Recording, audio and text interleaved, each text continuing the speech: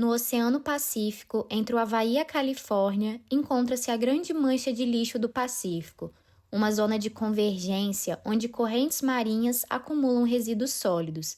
Estima-se que cerca de 100 mil toneladas de plásticos estejam presentes nessa região, 2 vezes o tamanho da França, 5 vezes o estado do Espírito Santo, uma verdadeira sopa de plástico que cresce a cada dia, alimentada pelo consumo desenfreado, pela má gestão de resíduos sólidos e por uma lógica cruel. O que é descartado por nós permanece no planeta por séculos.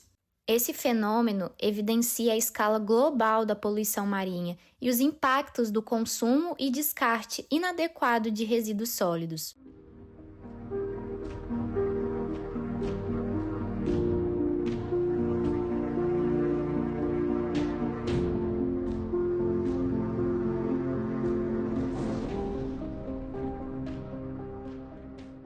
Até agora, este vídeo durou 1 minuto e 48 segundos. Segundo a ONU, a cada minuto, o equivalente a um caminhão de lixo plástico é jogado em nosso oceano.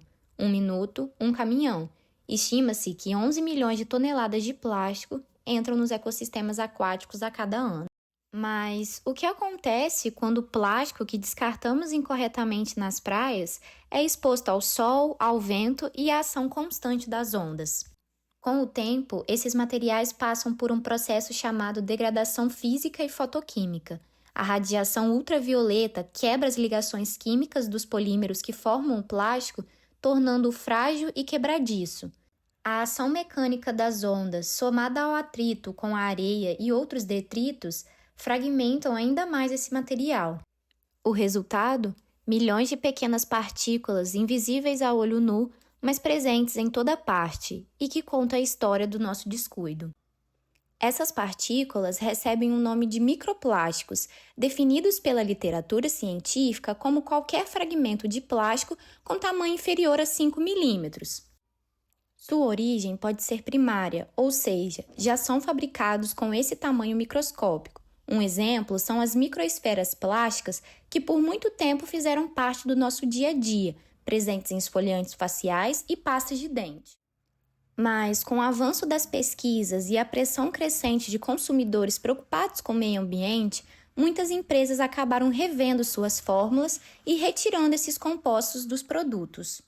Já os de origem secundária resultam da degradação de resíduos plásticos maiores, como sacolas, garrafas ou redes de pesca. No ambiente marinho, os microplásticos podem flutuar entre as ondas ou afundar nos sedimentos, dependendo da sua densidade. Além de sua presença física, eles também carregam outro perigo: sua capacidade de absorver poluentes químicos, como pesticidas e metais pesados, potencializando os riscos para os organismos que os ingerem. E o ciclo continua. Os microplásticos, ao serem retidos em plâncton, base da alimentação de muitos organismos aquáticos, acabam se acumulando ao longo da cadeia alimentar, até chegarem a nós por meio do consumo de peixes e frutos do mar contaminado. É o lixo invisível do nosso tempo, uma ameaça silenciosa, cada vez mais presente, que ultrapassa fronteiras geográficas e biológicas. O microplástico já chegou ao sal que consumimos, à água que bebemos, ao ar que respiramos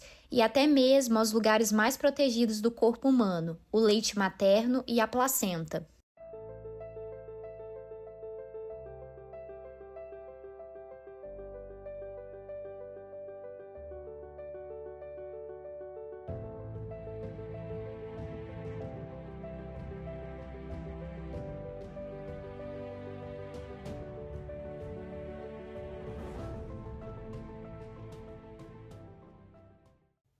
A cada semana, estima-se que cada pessoa ingira em média cerca de 5 gramas de plástico, o equivalente a um cartão de crédito.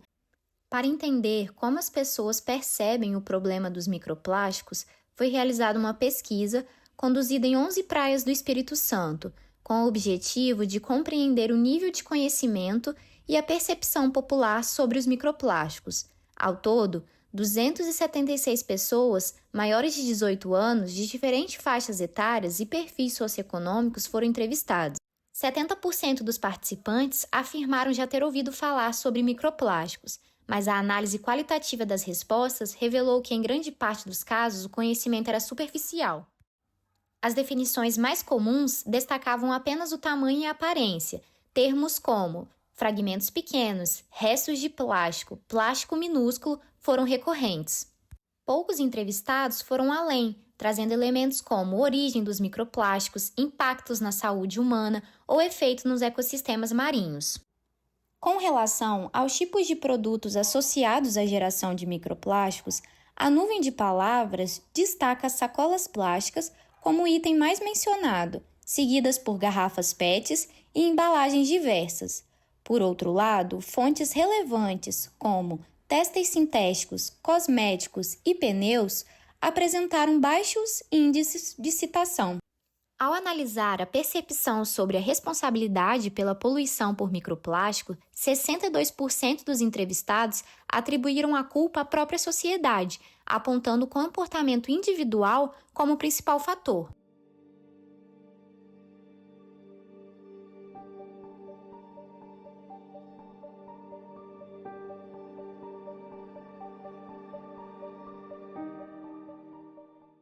16% responsabilizaram as empresas.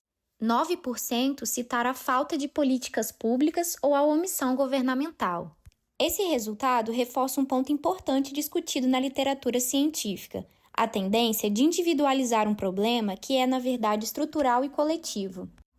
A Política Nacional de Resíduos Sólidos, instituída pela Lei nº 12.305 de 2010, estabelece que empresas têm obrigação de garantir a logística reversa, ou seja, a coleta e destinação adequada dos resíduos que produzem. No entanto, ainda temos muitos desafios para garantir a destinação adequada e o reaproveitamento dos resíduos. Enquanto isso, o plástico continua chegando ao mar e os microplásticos continuam se acumulando na água, nos alimentos e, inevitavelmente, em nossos corpos. Para muitos animais, plástico parece comida, mas ao ingerirem esses fragmentos, consomem também nossa irresponsabilidade.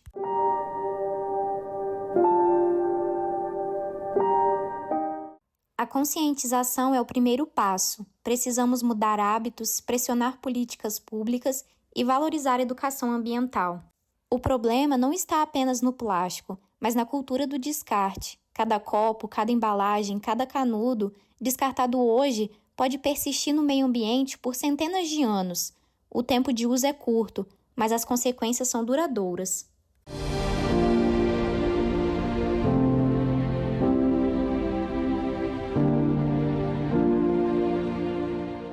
Das áreas de pesquisas que nós podemos estar desbravando dentro dessa linha dos microplásticos é entender a relação entre os microplásticos no ambiente e nos organismos, como no caso da espécie cipó de quadrado. A espécie é um caranguejo que é popularmente conhecido como caranguejo fantasma ou Maria Farinha. Esse caranguejo já tem o seu potencial como bioindicador muito bem definido. O foco da nossa pesquisa é entender a relação entre os microplásticos encontrados no cipó de quadrado, na água, no sedimento e também nos resíduos sólidos. Para isso, nós realizamos coletas em diferentes praias, com diferentes níveis de urbanização, analisamos o trato digestório desses animais e também realizamos análises nas nossas amostras ambientais.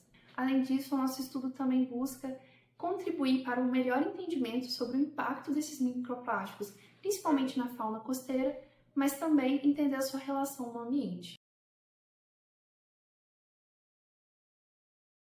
Notícias, vídeos curtos, documentários, postagens nas redes sociais, hashtags.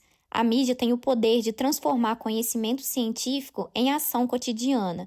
Quando a cobertura jornalística destaca os impactos dos microplásticos, cresce o interesse público, e isso pode incentivar mudanças simples, como evitar plásticos descartáveis ou participar de mutirões de limpeza. É nesse contexto que surge o chamado marketing da conservação, uma estratégia que usa comunicação como campanhas digitais e conteúdo nas redes para inspirar atitudes mais conscientes. Como um vídeo publicado no Instagram ensinando a fazer bioglitter, uma alternativa mais ecológica aos glitters tradicionais, que alcançou 58 mil visualizações, levantando reflexões sobre o consumo consciente e o papel das escolhas individuais. O glitter convencional é feito de plástico, revestido com alumínio, que ao serem usados acabam indo direto para o meio ambiente, especialmente para os oceanos. Por serem tão pequenos, eles não são filtrados no tratamento de água e acabam sendo ingeridos por animais marinhos, contribuindo para a poluição e para a cadeia de contaminação por microplástico. Em praias, onde a conexão com o meio ambiente é mais intensa, a mídia pode ser ainda mais eficaz. A experiência emocional de estar perto do mar se transforma em engajamento. A mídia não apenas informa, ela emociona, mobiliza e conecta. E diante da crise dos microplásticos, ela é uma das nossas maiores aliadas. Cada escolha conta. Repensar o consumo, pressionar empresas e governos e transformar a consciência em ação. Porque o oceano começa em cada um de nós. Proteger o oceano é proteger nosso futuro.